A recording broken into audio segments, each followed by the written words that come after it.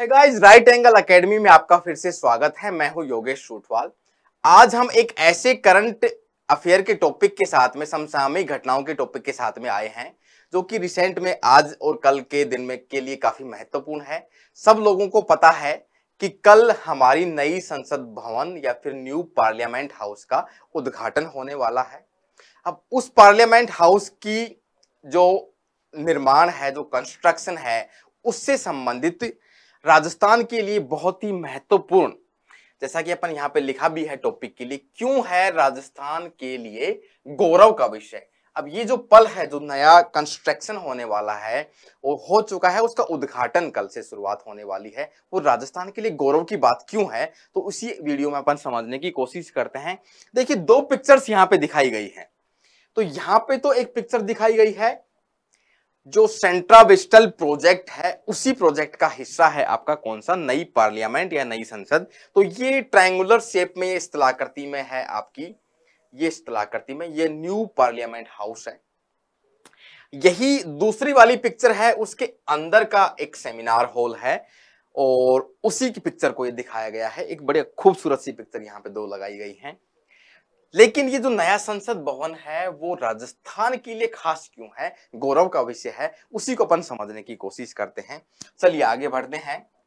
सबसे पहले तो जो न्यू पार्लियामेंट हाउस है उसके कुछ फैक्ट के अपन बारे में बात करते हैं कि वो तथ्य क्या है उसके।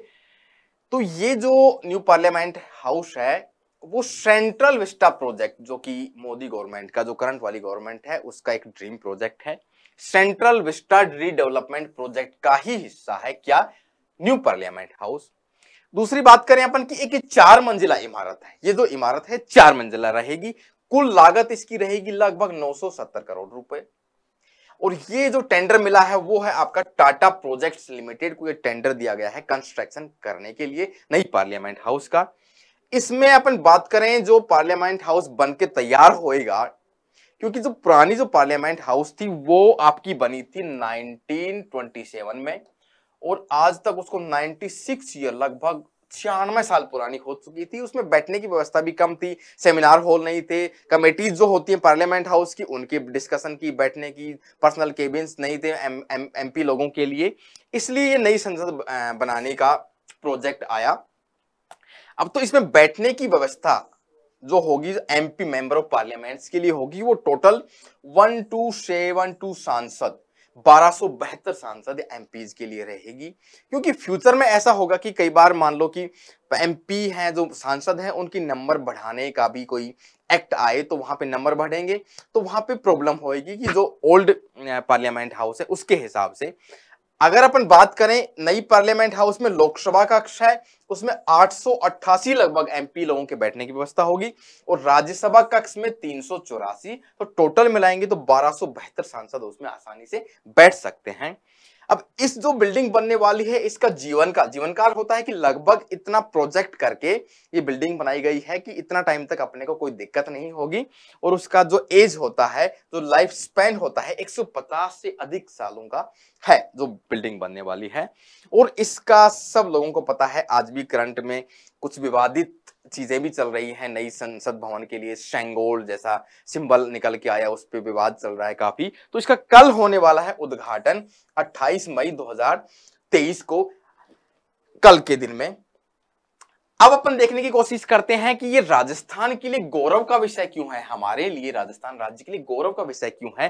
तो वो यहाँ पे मैंने 7 पॉइंट में यहाँ पे समझाने की कोशिश की है। तो 7 पॉइंट में अपन देखें कि जो इस बिल्डिंग में लाल सफेद या बलुआ पत्थर, जिसको बोलते हैं अपन सैंडस्टोन, सैंडस्टोन जो होता है वो राजस्थान से ले जाया गया है। कहां पे, सर मथुरा एक जगह है धौलपुर में, धौलपुर में सर मथुरा जगह है, वहां का सैंडस्टोन पत्थर से उस नई बिल्डिंग का, नया पार्लियामेंट हाउस का निर्माण हो रहा है। और ये चीज आपको बता दें कि जो राम मंदिर का निर्माण है वो जो पत्थर है वो भी धौलपुर से ले जाया गया है।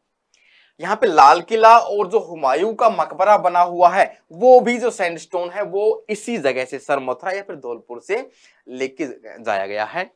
दूसरी अपन बात करें, केसरिया हरा पत्थर, भाई को सब लोगों को पता है राजस्थान है ऐसा राज्य है जो नॉन मेटेलिक टाइप की जो खनिज हैं, मिनरल्स हैं, उनके लिए फेमस है। तो पत्थर जो है आपका केसरिया हरा पत्थर है, वो उदयपुर से लेके जाया गया है। सफेद मार्बल जो यूज हुआ है उस नया पार्लियामेंट हाउस में, वो लिया गया है अंबाजी सिरोही में। अंबाजी एक जगह है सिरोही में।